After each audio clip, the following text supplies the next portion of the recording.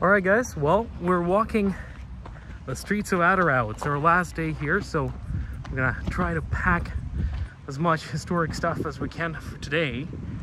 But yeah, it's a nice day. It's the beginning of October, but it's not cold. It's actually quite sunny, so you can just take a stroll.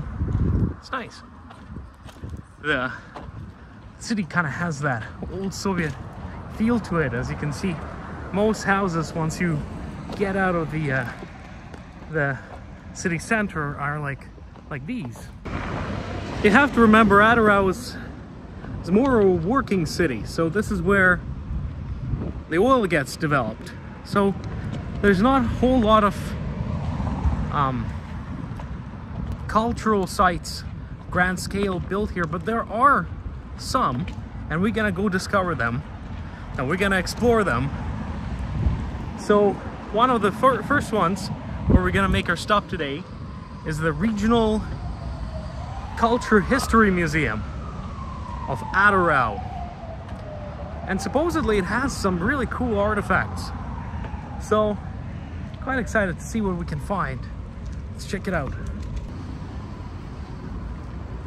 All right. So already as we walk up to the museum, we can see replicas of the traditional yurts.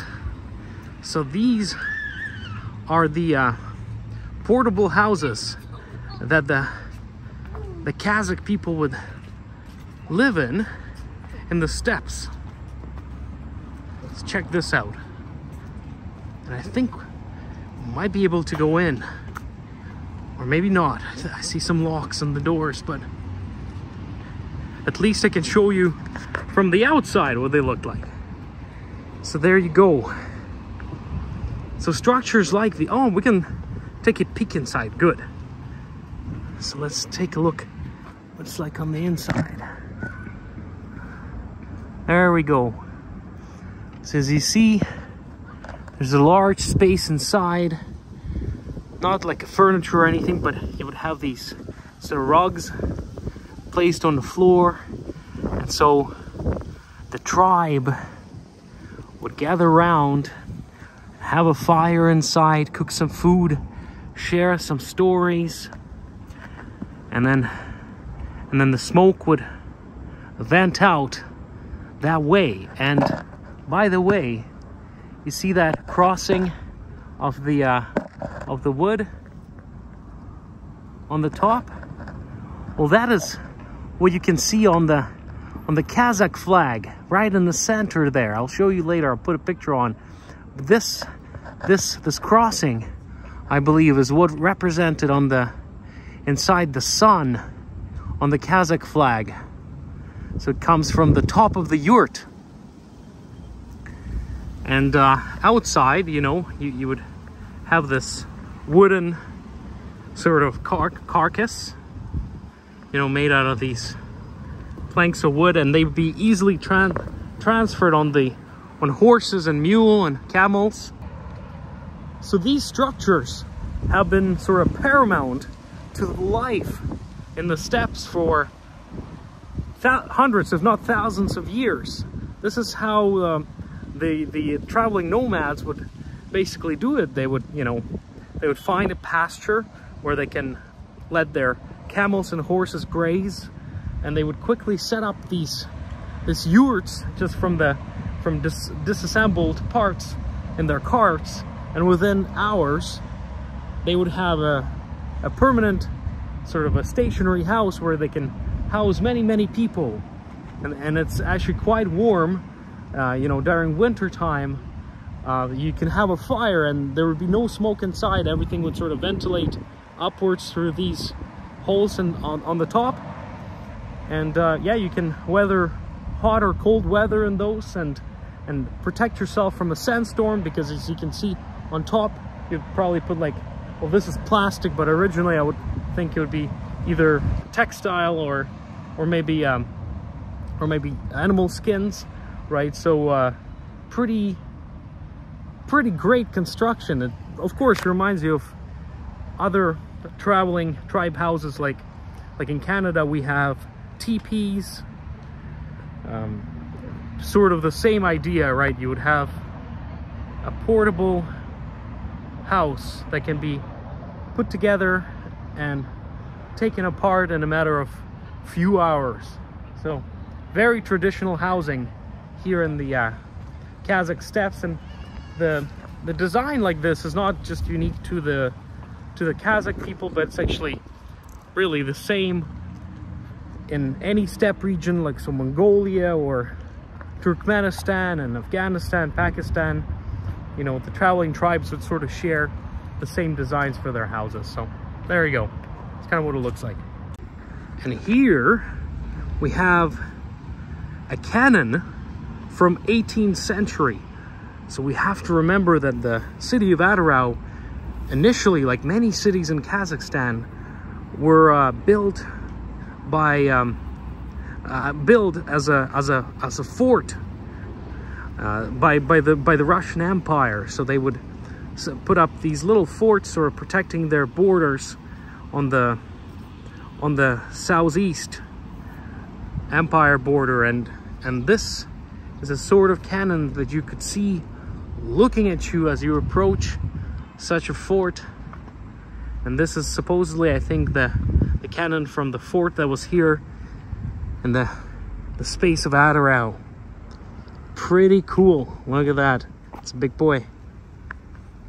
Okay, let's go inside. Okay. Great. The museum is open today.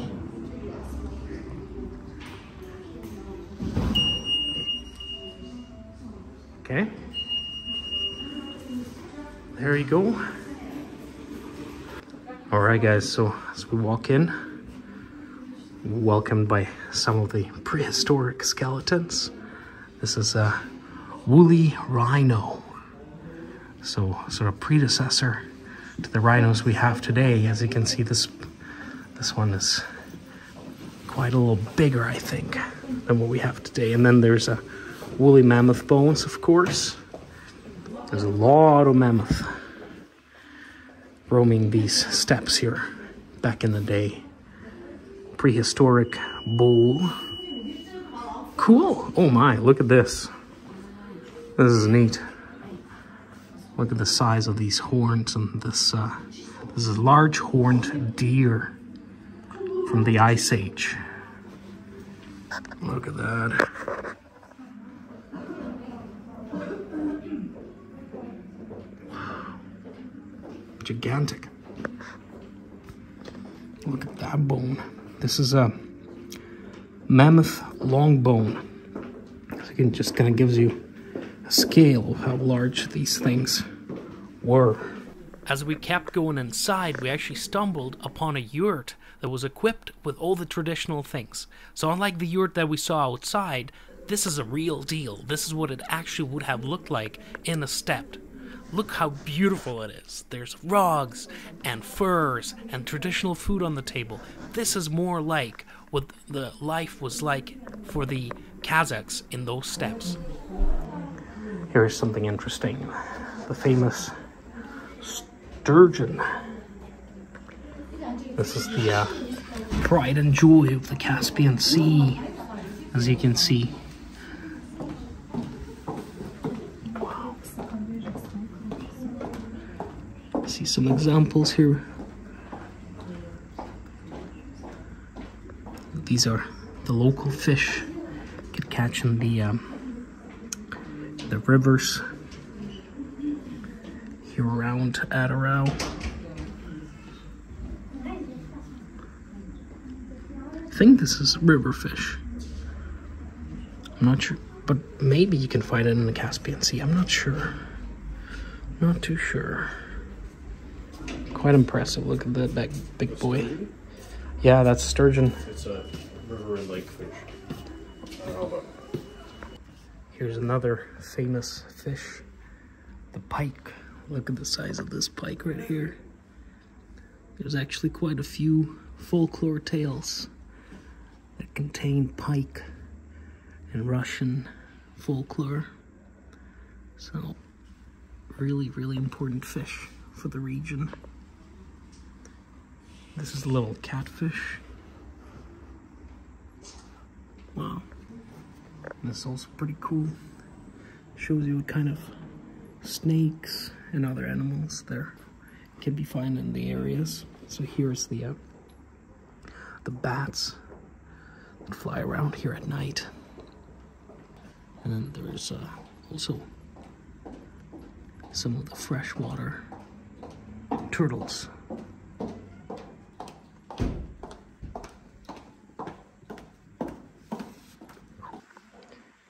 And these are some of the artifacts that are found from the cities surrounding Atyrau.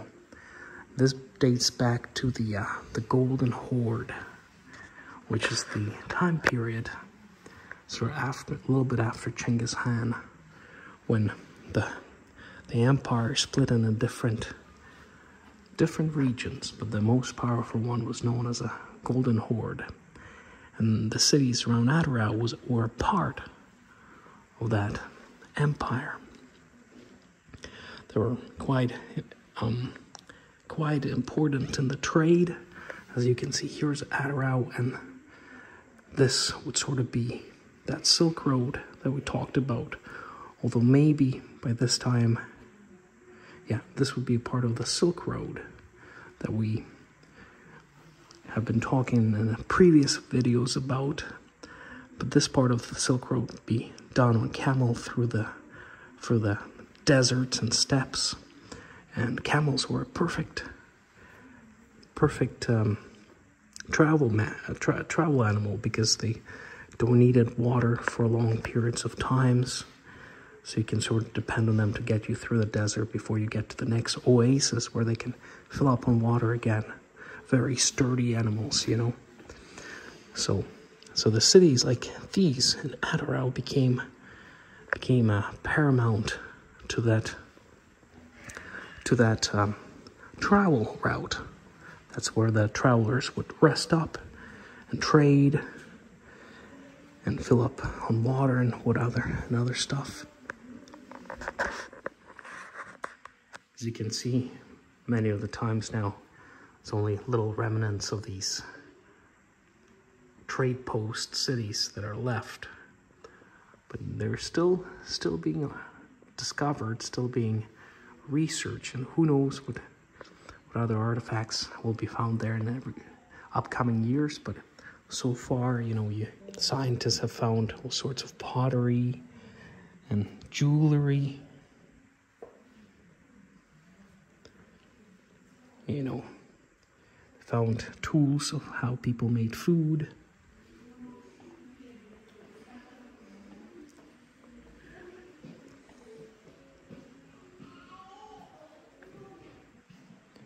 Yeah, there you go.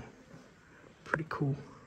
And these are very interesting because this pottery that you see right here is from an ancient town called Tsarist or Tsarist. And if we get lucky and we have enough time today, we'll actually visit this ancient city because it's only about a 40-minute drive away from the city of Atyrau. So we'll take a short drive there and hopefully get to see some of it. But here you can see some of the artifacts that were found in that city. There you are.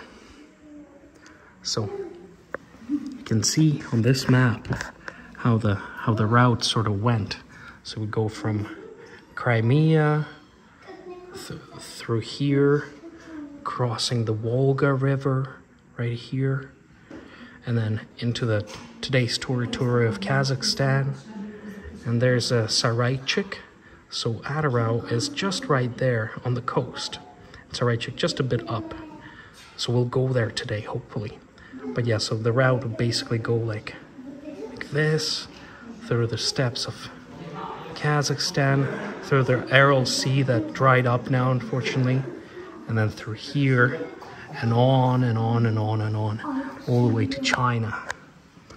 But you can see how there's not much around here, so this would have been a very important stop along the way. And here, we have a little exhibition on the military. So you know, the Horde was famous for their horses, and one of the most important weapons that the warriors used was, of course, the bow. So here we have some of the ancient arrowheads that the Mongol hordes used in their battles with great skill.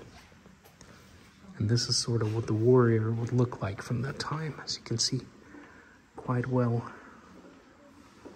fortified with his armor, but yet it's not too heavy, not like a European armor where you'll be bogged down. It's very movable armor. Have a big sword for close-up fights, and of course your bow and arrow, and a little shield that'll be perfect in defending while on the horseback.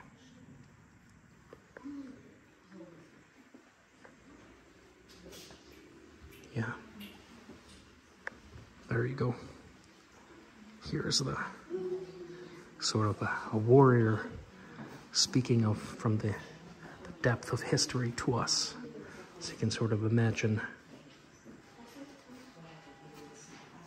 what these people were like. Here, we're in this pretty cool room that describes these mounds that were found not far away from here in western Kazakhstan. As you can see, there's quite a few of them. Some are larger than the others. But in this room, we can find the stuff that was buried inside those mounds. And so let's see, this is sort of what it looked like. They're not too high, but quite interesting. So there's actual bodies buried there, and I think maybe skeleton parts are here in the museum. But as you can see, there's parts of, this is some sort of a horse. Let's see. This is from the belt. So these metal things would be on the leather belt.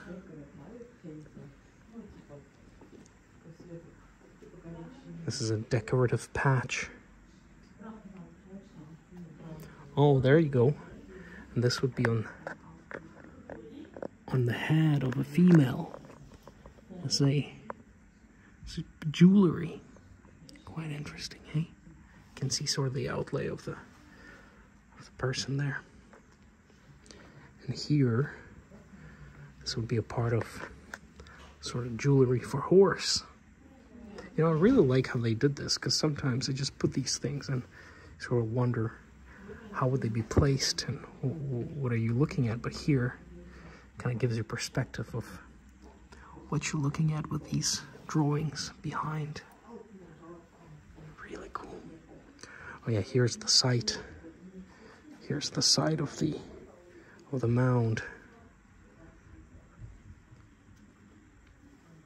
Makes you wonder how many other mounds will be discovered. Maybe that got overblown by sand or something like that. How many more treasures will be discovered? So exciting. Oh yeah, look at that. See, they sort of dug through it, and then there's a center part where that's where the person was buried, right there. Interesting. Very interesting. Well, this is something pretty unique, guys, so check this out. So here we have an example of armor from the Saka warrior. As we have learned, the Sakas are basically a brotherly Scythian tribe. It's all a part of the same Scythian culture family. So these guys would basically go all the way from Crimea to, well, not even Crimea, Hungary, all the way to Mongolia. Scythia was a humongous empire in the 700 BC, all the way to sort of 1 AD. So for 700 years, they were a power to be reckoned with. This is what the warrior would look like. As you can see, he would have a armor made out of metal and leather, but still quite mobile for horse use. And of course, their pride and joy was their bows, which they welded in great skill. And then, as you can see, those iconic Scythian art of the hoofed animals in a very particular positions. But here you can see a Hun, the Hun culture. So these would be more Mongoloid cultures, and they sort of came and pushed Scythians out. So they came after the Scythians, and they were more of a Far Eastern nature. So not quite the same, but you can see kind of how much interaction of cultures there is, because their armor sort of looks the same, you know, but not quite. But you don't often see a Scythian soldier right by the Hun soldier, so quite cool to look at it and compare the two, right? Pretty neat. Yeah, here's some more artifacts found in these mounds. A lot of this dates to the let's see, 4th century BC. This is a recreation of what some of these people buried there would have looked like, and this is the Sarmatian people. So another one of the steppe tribes / cultures in the region. There's so many, you know, you can't really pinpoint one culture. Think about it as this great area, and there's tons of people living in these different secluded areas, and they all kind of travel and live on their own. And so sometimes one tribe would get a little bit more powerful and, you know, war with the other tribe and then push them out and then get better land than the other tribe, and then so it will go on for hundreds of years. And this is sort of what we're looking at. Many tribes sort of living together and fighting for the same land over the course of many hundred years. And there's this Sarmatian leader recreated here. So look at this, it's pretty cool.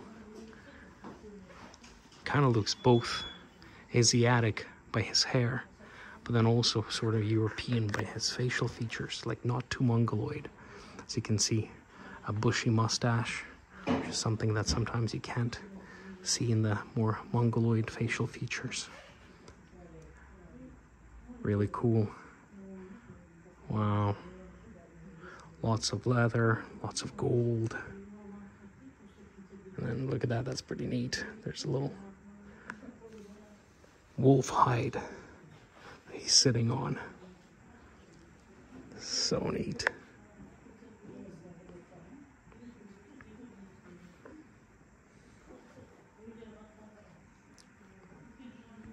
And here, let's see, this looks more Scythian. Yeah, definitely. You see how the art is quite typical for what the Scythians would do. But let's see, what do we have? This is Sarmatian too, but I'm pretty sure that Sarmatians and Scythians were like kind of related in culture. So I don't know if you can equate them, probably not, but there would definitely be a lot of similarities. Look at that bow, man.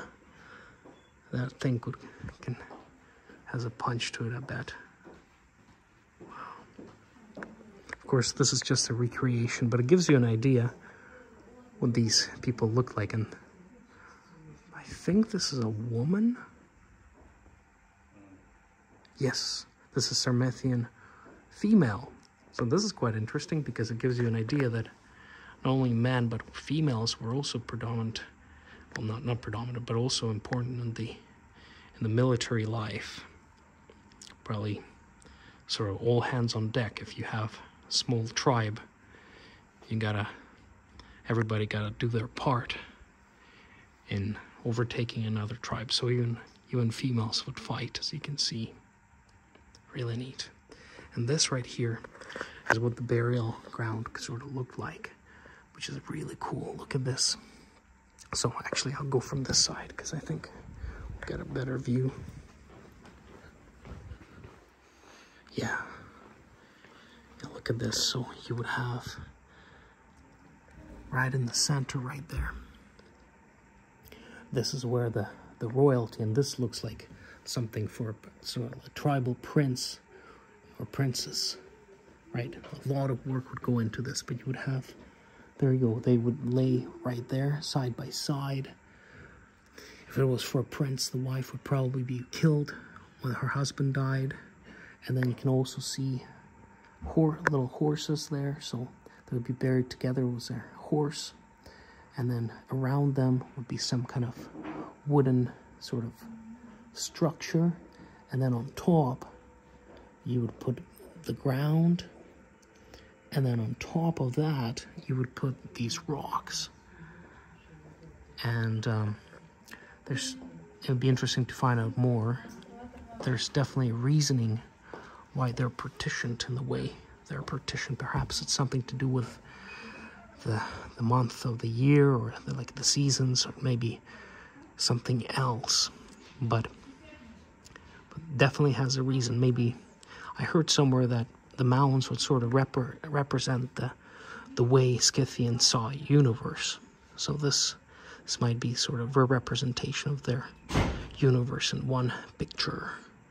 And then on top, of course, you would have the rock statues, just like we see maybe in the Nordic culture, where we have runic stones put on the mounds.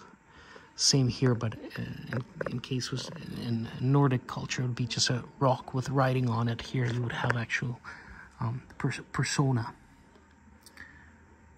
on it. So this is something I wanted to do in Almaty, but unfortunately we didn't have the time because I was sick, so I didn't get a chance to go to the actual Saka mounds there. But it is actually so fascinating how Scythians bury their royalty when it comes to mounds. I was reading a book on the Scythians that I referenced in the video, and it's fascinating, and I just wanted to talk about an excerpt that I read in there. I'm not sure if they did the same thing here in the region of Kazakhstan, but I know the Scythians in the sort of Ukraine region, where there was which is a site of burial ground of many Scythian kings from the area. What would happen is, well, basically this burial ground that you just saw right here, it would be sort of similar to what you would have in the Scythian burial grounds in Ukrainian region. But the way they buried their dead is just so bizarre and so raw that I could never forget that story. So basically what would happen is, and we're talking about like a famous king. This is how the king of Scythians would be buried. Once the king died, his body would be put on the cart, and he would be sort of ridden around all of the big cities in the area, and people would pay their respect. So they would sort of roll him into the village or town, and there would be sort of jubilations and remembrance of the king for a night, and people would celebrate and whatnot, remember him, honor him, and then the cart would go on and on and on, until it would get to the place where the royal people would be buried. And if I remember correctly, something like 50 slaves and 50 horses would be all slayed at the place where the burial ground is, burial mound is made. And so what they would do is they would take these killed slaves and horses, and they would put them all around the mound. So these things are dead at this point, so they would sort of hoist up the horse, and then hoist up the dead slave, and then hoist him up on the dead horse, and they would do 50 of those all around the mound, and these guys would be sort of put so they're facing the mound. So you can imagine 50 dead riders sort of overlooking a burial mound like this. And then what they would do is they would just leave them there for like a year, and they would go away, and then a year later they would come back, and by that time, of course, the bodies of the horse and the people would disassemble, so it would just be bones, and and maybe something would still be standing out, but there would be like armor and bones sort of surrounding these things. But it's like what an image. Can you imagine, like, you're riding your way through the night, maybe you're a grave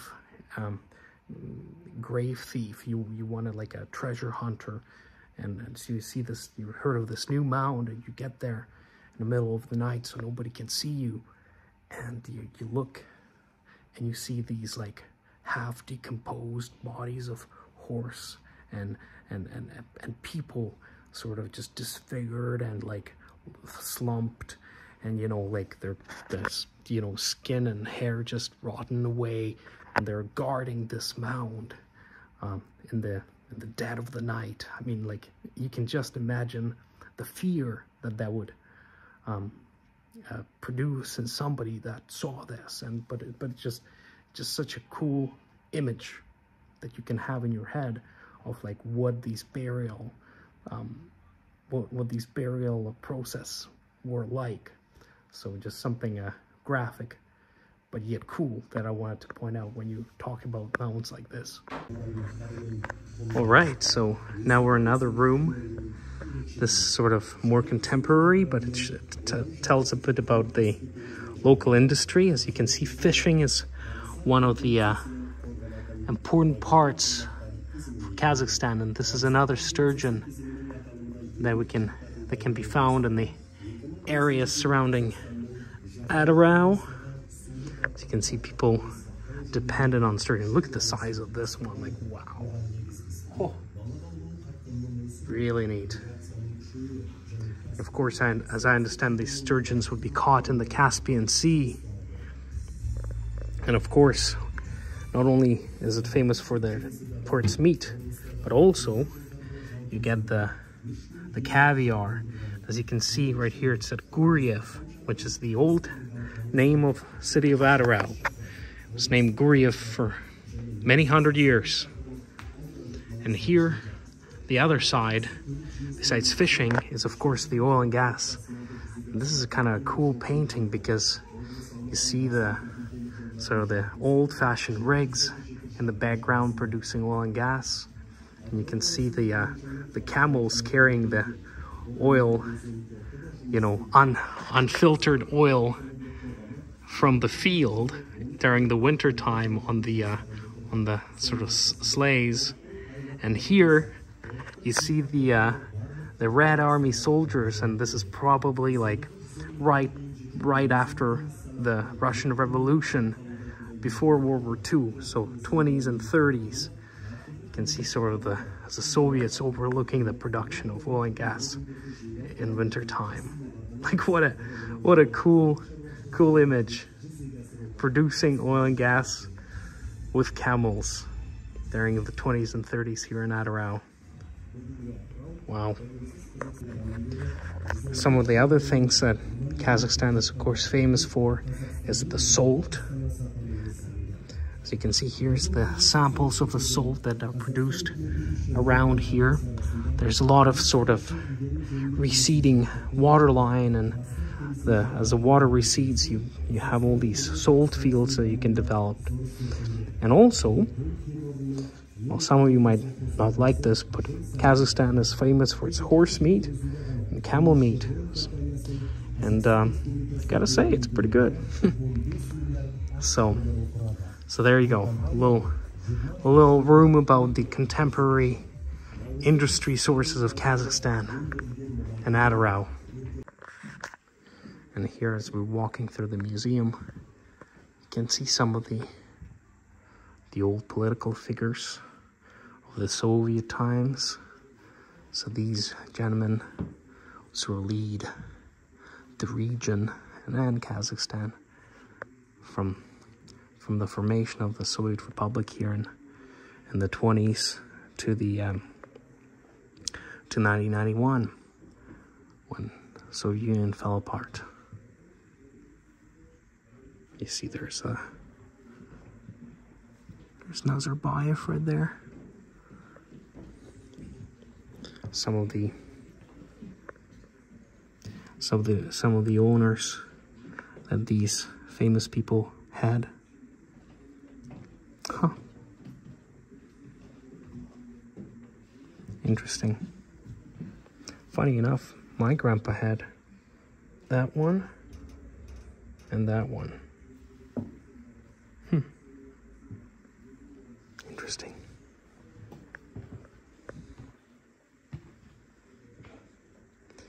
Yeah, I see more medals, more great men. This is...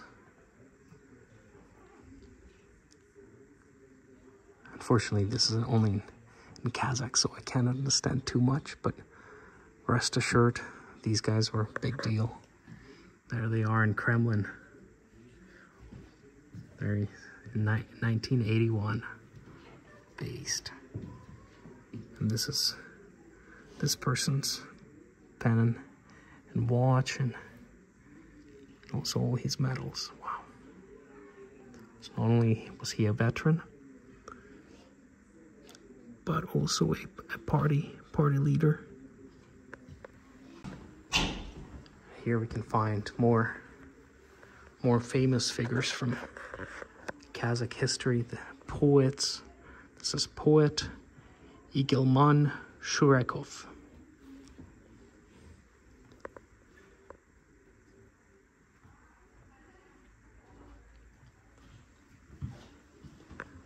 Yes, so notable figures from today and of the past. Here's another cool room. As you can see here, something interesting. This is one of the ways that you would catch the sturgeon. This is in the river, of course. And you would basically make these structures out of wood and basically just trap sturgeon like that, because it would be too big to get through. It's simple, but an effective way. And then you would catch some like this. Look at that. Big boy.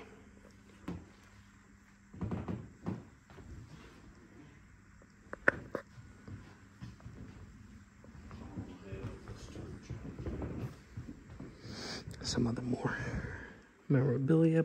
Oh, this is neat. This is the Kazakh warrior armor. Wonder what year this is from. Doesn't quite say. You can only imagine how much time it would take to create something like this. Look at all these interjointed links. No wonder it was so expensive back in the day. It'd take hours upon hours to create something like this. So this appears to be the 16th century weaponry. Huh. Wow, this is a powerful, powerful bow. Wow.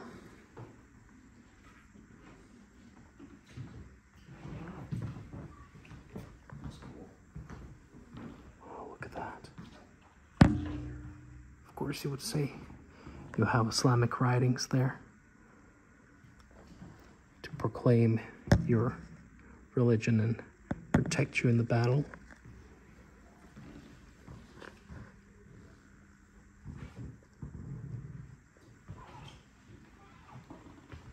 Oh, this is neat. Look at this. This is old Russian Empire money. So this would be 100 rubles, 500 rubles. Huh. Yeah, these are before revolution. This is right on the brink of it. I actually have some of these in my house. I have this one. This is the 1899 50 rubles.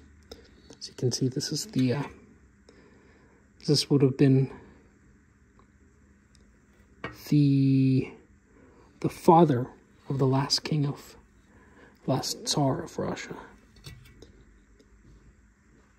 No, sorry. This is grandfather of the last Tsar of Russia. He would be assassinated in St. Petersburg, and actually there's a church there today where he got blown up by a grenade. Oh, look at this. These are very cool. Oh, this is like old Russian Empire medals, it appears to me, or maybe, let's see.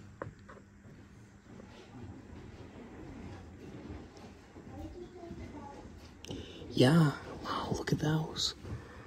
Yes, old Russian Empire medals.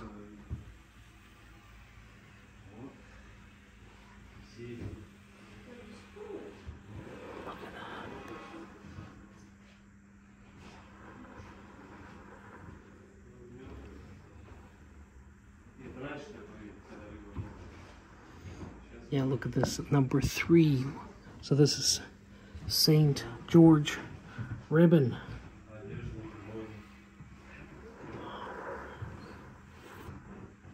Probably one of the highest.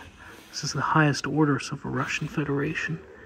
And here you go. I think this one is the main one. Wow. Very cool. And here we're walking into the World War II room.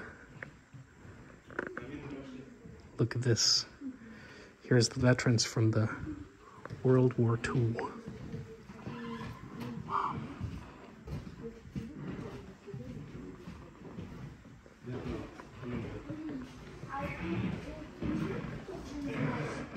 These are the faces of the people that defeated Nazi Germany, that resided here in Kazakhstan. Here's the water bottle. As you can see, it's written on it, Leningrad, 1942, April. Wow. As you can see, here's some of the medals that you would get in the war. For honor, one of them. The other one says, for conquering of Berlin. So you can imagine a soldier coming all the way from the steppes of Kazakhstan, both of Russian descent and of a Kazakh native descent, making his all the way through the war and eventually ending up on the footsteps of Reichstag in Berlin. What a journey that must have been. Very, very tough. Very, very tough people. Well, they don't name them the greatest generation for nothing. I mean, these people, the sacrifices and the hardships they went through are just unimaginable.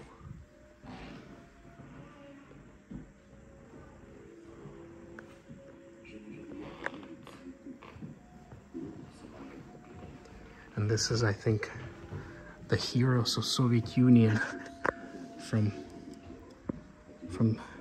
maybe just Atyrau, I'm suspecting.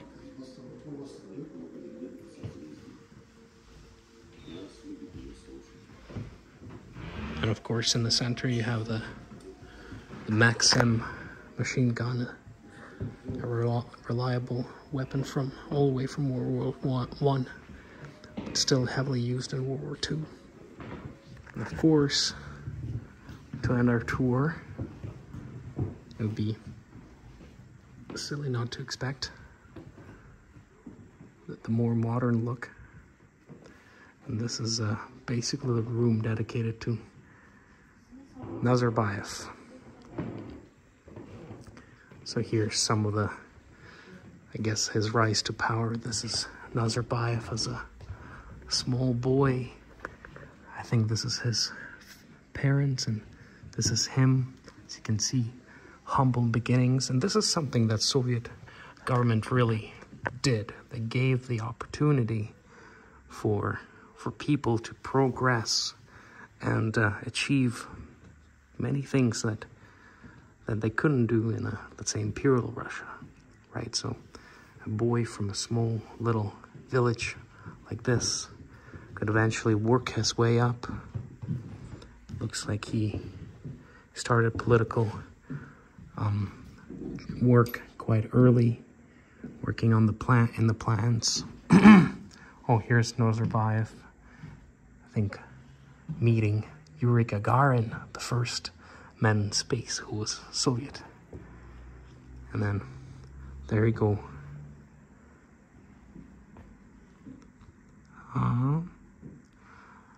So as you can see, Nazarbayev finished the metallurgy school. So then he worked probably in the operation of the plants, what looks like Almaty, right? Because of course that was the capital city at the time, so that's probably where he was. And then taking more of political rule by the time of 1991. And then together was Yeltsin, and there's Yeltsin, there's Kravchuk, the first president of Ukraine, there's Nazarbayev, the first president of Kazakhstan, and I think these fellas are president of other countries, maybe other Stan countries. But yes, there you go. Here's Nazarbayev ushering the era of independence of Kazakhstan. And of course, the first money that was printed in the early 90s, and the projects, especially for the city that he basically built out of nothing, the Astana, the new capital of Kazakhstan, that was up till recently named Nur Sultan in honor of this man, but then recently been changed back to being Astana.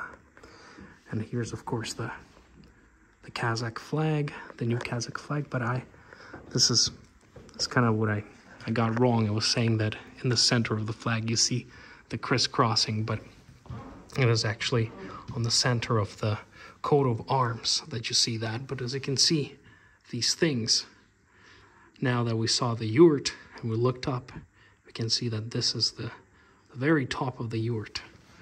And in fact now this makes sense, because this is basically just the framework of the yurt. Here you have the top, the circle, and then here's the little wooden frameworks going from it. So I guess this is what the coat of arms of Kazakhstan is, a yurt with the some mythical creatures, and this, I'm not sure what this is, but there you go. And here's the man himself, ex-president Nazarbayev, who still remains a very, very influential person in the country. And of course, here's all the oil and gas developments that Kazakhstan took advantage of since its independence. This is where the money is coming from. This is why some of the people can, enjoy the increased standard of life here. It's primarily because of the oil and gas exploration and sales. All right, guys. Well, that was really cool. I enjoyed it. It's not a big museum, but you always see something new, right? Like, for example, today I learned here why the coat of arms of Kazakhstan has those like crisscrossing things. I always wondered what's the reason for that, but it's a yurt. It's just the top of the yurt. That's all it is, which is of course integral part of the culture, so reasonable, but that's what it is. And we saw some cool cool Scythian era mounds, artifacts, and saw some Hun stuff, saw some more like Middle Ages golden ord artifacts, and saw some sort of Soviet medals and memorabilia. So it was cool. It's not a huge museum. It'll probably take you maybe like an hour to go through, but I think you should stop by. And by the way, it was free. What I didn't realize is today and tomorrow is the city celebration day for Atyrau. This is their day of the city. So kind of looking forward for tonight, because I wasn't expecting much, but I guess we'll see some fireworks and whatnot later on. So stay tuned for that. But right now, what I think we're gonna do is catch a taxi and go on a 40-minute drive to Tsarist, which is one of the cities, the ancient cities that they're excavating, that we learned about on the inside, that we saw some pottery from. So it is 2 p.m. So by 3 p.m. we should be there, and we'll have like an hour probably to walk around before we'll have to head back. So really excited, because it's literally like an actual archaeological site of an ancient city that is no longer there, that was on the Silk Route. So let's check it out, and I'll show you what the city and the land looks like as we drive.